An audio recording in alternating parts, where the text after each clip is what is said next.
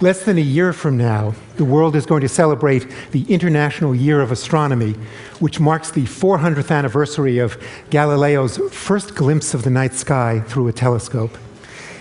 In a few months, the world is also going to celebrate the launch of a new invention from Microsoft Research, which I think is going to have as profound an impact on the way we view the universe as Galileo did 4 centuries ago. It's called the Worldwide Telescope, and I want to thank Ted and Microsoft for allowing me to bring it to your attention. And I want to urge you, when you get a chance, to give it a closer look at the TED Lab downstairs. The Worldwide Telescope takes the best images from the world's greatest telescopes on Earth and in space and has woven them seamlessly to produce a holistic view of the universe.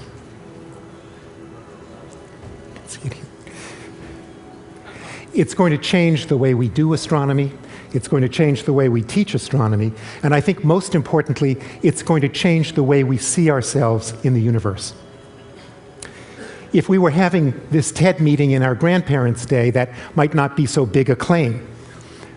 In 1920, for example, you weren't allowed to drink. If you were a woman, you weren't allowed to vote. And if you looked up at the stars in the Milky Way on a summer night, what you saw was thought to be the entire universe. In fact, the head of Harvard's observatory back then gave a great debate in which he argued that the Milky Way galaxy was the entire universe. Harvard was wrong big time. Of course, we know today that galaxies extend far beyond our own galaxy. We can see all the way out to the edge of the observable universe, all the way back in time, almost to the moment of the Big Bang itself. We can see across the entire spectrum of light, revealing worlds that had previously been invisible. We see these magnificent star nurseries where nature has somehow arranged for just the right numbers and just the right sizes of stars to be born for life to arise. We see alien worlds. We see alien solar systems, 300 now and still counting, and they're not like us. We see black holes at the heart of our galaxy in the Milky Way and elsewhere in the universe where time itself seems to stand still. But until now, our view of the universe has been disconnected and fragmented, and I think that many of the marvelous stories that nature has to tell us have fallen through the cracks, and that's changing. I want to just briefly mention 3 reasons why my colleagues and I in astronomy and in education are so excited about the Worldwide Telescope and why we think it's truly transformative. First, it enables you to experience the universe. The Worldwide Telescope, for me, is a kind of magic carpet that lets you navigate through the universe where you want to go. Second,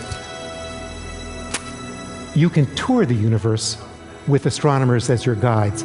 And I'm not talking here about just experts who are telling you what you're seeing, but really people who are passionate about the various nooks and crannies of the universe, who can share their enthusiasm and can make the universe a welcoming place. And third, you can create your own tours. You can share them with friends. You can create them with friends. And that's the part that I think I'm most excited about, because I think that at heart, we are all storytellers. And in telling stories, each of us is going to understand the universe in our own way. We're going to have a personal universe. I think we're going to see a community of storytellers evolve and emerge. Before I introduce the person responsible for the Worldwide Telescope, I just want to leave you with this brief thought. When I ask people, how does the night sky make you feel? They often say, oh, tiny. I feel tiny and insignificant. Well, our gaze fills the universe. And thanks to the creators of the Worldwide Telescope, we can now start to have a dialogue with the universe.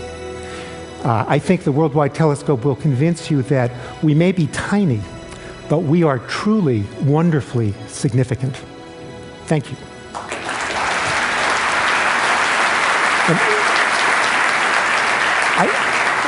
I can't tell you what a privilege it is to introduce Curtis Wang from Microsoft. Thank you, Roy. So what you're seeing here is a wonderful presentation, but it's one of the tours. And essentially this tour was one that was created earlier. And the tours are all totally interactive, so that if I were to go somewhere, you may be watching a tour and you can pause anywhere along the way, pull up other information.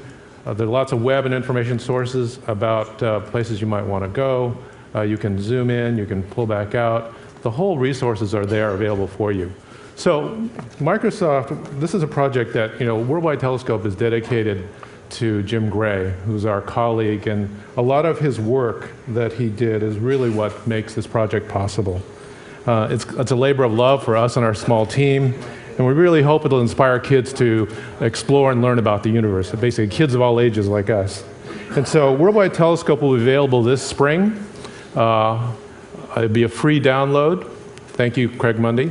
And it'll be available at the website worldwidetelescope.org, which is something new. And so what you've seen today is less than a fraction of 1% of what is in here.